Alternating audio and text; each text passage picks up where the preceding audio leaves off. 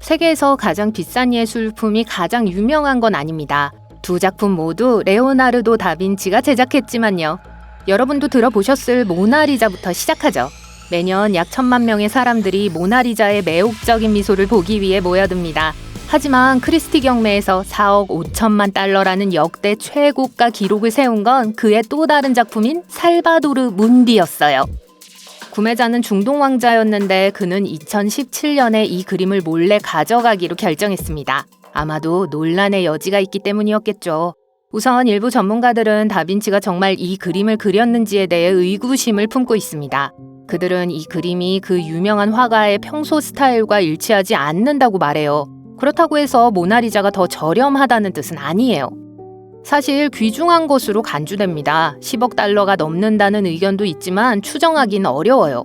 게다가 현재 이 작품이 전시되어 있는 루브르 박물관은 이 작품을 절대 놓치지 않을 거예요. 매년 수많은 관람객이 루브르 박물관을 찾는데 그들 대부분은 모나리자를 보기 위해 오는 거예요. 결국 루브르 박물관은 한번 판매해서 버는 돈보다 그 많은 관람객으로부터 훨씬 더 많은 돈을 벌게 됩니다. 심지어 그들은 그림에 대한 높은 보험 비용까지 생략했어요. 작품이 손상될 경우 아무리 많은 돈을 들여도 대체할 수 없기 때문에 작품 보존에 투자하는 것이 전략입니다. 그럼 예술품이 왜 그렇게 가치가 있을까요? 질문하는 사람에 따라 다르겠지만 예를 들어 그림의 가치를 평가할 때 고려해야 할 몇 가지 요소가 있습니다.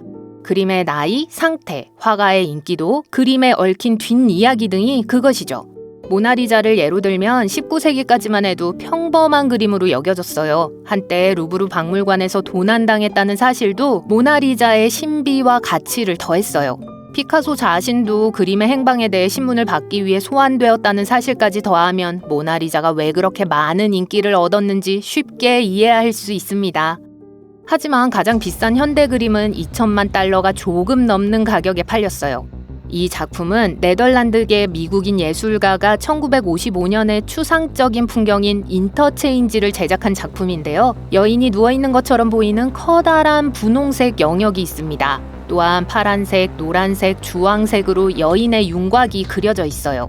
이 두 그림을 보면 스타일 면에서 분명한 차이가 있음을 알 수 있습니다. 이전의 그림은 사실적인 표현에 중점을 두어 자연 자체가 캔버스에 갇혀있는 듯한 느낌을 줬어요. 예술가들은 인물의 원근감과 해부학적 구조를 파악하는 등 고전적인 기법에 능숙했습니다. 반면에 현대 미술은 더 자유롭고 다양한 기법을 결합합니다. 피카소의 작품처럼 우리의 현실과는 전혀 다른 추상화가 좋은 예죠. 피카소는 입체파라는 예술운동의 선구자입니다. 모양과 색으로 퍼즐을 맞추듯 그림을 그린다고 상상해보세요. 작품 어딘가에 얼굴이 있지만 눈, 코, 입이 제자리에 있는 것이 아니라 직소 퍼즐 조각처럼 흩어져 있어요. 마치 한 사람의 다양한 면모를 한꺼번에 보는 것 같은 느낌이에요. 이제는 주제조차 달라졌습니다. 오래된 그림은 역사 속 사물이나 잘 알려진 신화의 표현을 보여줍니다. 반면 현대미술은 사회 문제나 직접적인 경험과 같은 다른 주제를 다루기도 해요. 프리다 칼로를 예로 들어보겠습니다. 프리다 칼로는 자신의 삶에서 겪은 다양한 고난을 세상에 알린 자전적 그림으로 유명한데 사실 칼로는 10대 시절 버스 사고로 심각한 부상을 입은 후 그림을 그리기 시작했어요. 침대에 누워 침대 위에 놓인 거울을 통해 자신의 모습을 포착하고 생생한 색채와 초현실적인 자화상을 통해 자신의 고통과 감정을 표현했죠. 다빈치가 작품을 그리던 당시에는 예술가에게 가장 큰 영향을 미치는 사람은 부유층이었습니다. 대부분 돈이 있는 사람들이 명확한 메시지를 전달하기 위해 또는 단순히 허영심에서 그림을 의뢰했어요. 현대의 예술가들은 원하는 것은 무엇이든 그릴 수 있습니다. 관객을 모으고 작품을 판매하는 게 문제죠. 수년에 걸쳐 변화한 것은 그림뿐만이 아닙니다. 조각품을 좋아하신다면 그 차이를 느끼셨을지도 모르겠네요. 고대 그리스와 이집트에서 만들어진 조각품을 생각해보세요. 당시 조각가들은 완벽함과 이상적인 비율에 집중했습니다. 또한 대리석과 청동과 같은 재료를 사용했고 조각과 주조를 통해 조각품을 만들었죠. 오늘날의 조각가들은 더 다양한 재료를 사용합니다. 플라스틱, 유리 섬유, 레진 등 여러 가지를요. 창의력을 발휘하고 싶다면 집에서도 다양한 아트 챌린지를 시도해 볼 수 있습니다. 아트 챌린지가 소개된 유튜브 동영상을 검색하며 아이디어를 찾아보세요. 그러는 동안 이 영상에 좋아요를 누르고 이 채널을 구독해 주시고요. 그 다음에는 골판지 조각품, 해변에서 찾은 모래를 이용한 성, 자석을 이용한 미니어처 조각상 등을 만들어 보세요. 레고를 사용해 보는 건 어떨까요?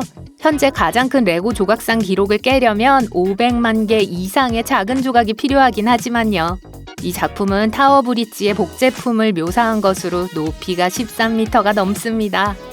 음악은 어떤가요? 음악은 가장 오래된 예술적 표현 방법 중 하나예요.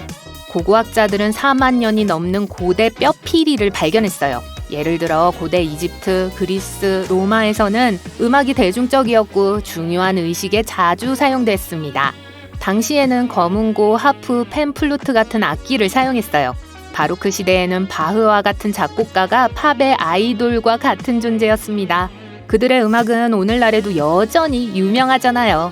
예를 들어 바흐의 음악은 그가 세상을 떠난 지 수세기가 지난 지금도 인기 있는 스트리밍 플랫폼에서 매달 수백만 명의 청취자를 확보하고 있습니다. 20세기에는 재즈, 블루스, 로큰롤, 힙합, 일렉트로닉 등 여러분에게 조금 더 친숙한 음악이 등장했어요. 하지만 오래될수록 작품의 가격이 높아지는 그림과 달리 음악은 상황이 조금 더 복잡합니다. 특히 지난 세기에 데이터가 많지 않기 때문에 역사상 가장 위대한 노래를 알아내는 건 어려운 일이에요. 롤링스톤즈 매거진에서는 아레사 프랭클린의 노래 리스펙트가 1위로 선정돼야 한다고 주장하지만 모두가 동의하는 건 아니죠. 역사상 가장 많이 녹음된 노래는 뭘까요? 어떤 사람들은 4,000개의 버전이 녹음된 비틀즈의 예스터데이나 6,600번 녹음된 어메이징 그레이스라고 말할 수도 있어요. 하지만 이 두 곡은 모두 67,000번 이상 녹음된 조지 거슈인의 서머타임이라는 곡에 비하면 초라한 수준입니다. 요즘에는 인공지능을 사용해서 직접 음악을 만들 수 있어요. 이 소프트웨어의 작동 방식은 이렇습니다. 대부분의 소프트웨어는 딥러닝에 의존해요. 이게 이미 존재하는 수많은 곡을 보여줌으로써 컴퓨터가 음악을 작곡하도록 가르칩니다. 그런 다음 컴퓨터는 제공된 정보에서 패턴과 구조를 파악해요. 그리고 완전히 새로운 작곡을 시작하죠.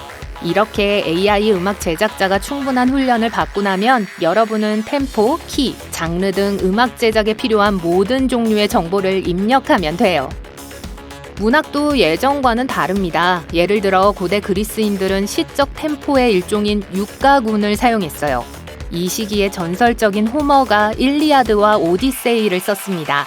그리스인들은 연극 장르와 마찬가지로 드라마도 발명했어요. 그들은 기원전 6세기경 아테네에서 이 전통을 시작했습니다. 당시에도 이러한 공연에는 정교한 의상, 춤, 놀라운 무대 설정이 있었어요. 현대문학에는 1950년대 이후에 쓰여진 작품이 포함돼요. 그 이후로 소설에는 흥미로운 기법들이 많이 사용됐어요. 시간을 뛰어넘는 이야기, 믿을 수 없는 인물 등 말이죠.